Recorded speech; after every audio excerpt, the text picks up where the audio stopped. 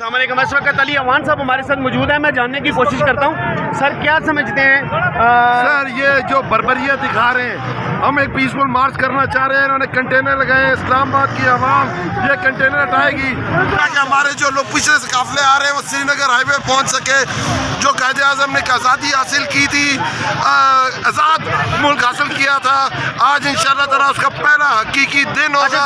اور دیکھیں یہ کنٹینر کو ہم چھوڑیں گے نہیں, اور انشاءاللہ عوام بھی نظر آ رہی ہے. مگر اس وقت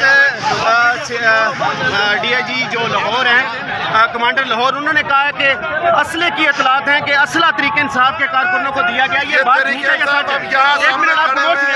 وہاں کھڑے سب دیکھ رہے ہیں کس بندے کے پاس یہ اسلحہ ہے. ہاں تحریک انصاف نے 126 دن دھرنا دیا, کس کے پاس اسلحہ تھا؟ یہ سب بے وقوفوں والے کام ہیں. پر انشاءاللہ تعالیٰ اس طرح کے ہتھ کنڈے ہمیں روک نہیں سکیں گے, ہم ان کنٹینرز کو بھی کراس کریں گے. اور عمران خان آخری سوال سر, کیا تحریک انصاف کی قیادت جو ہے وہ اپنے دیے ہوئے ٹائم پر اسلام آباد پہنچ سکے گی؟ بالکل پہنچے گی. خان صاحب نکل آئے پشاور سے, نشہرہ پہنچ چکے ہیں, انشاءاللہ ہم یہاں سے کراس کریں گے. بہت شکریہ.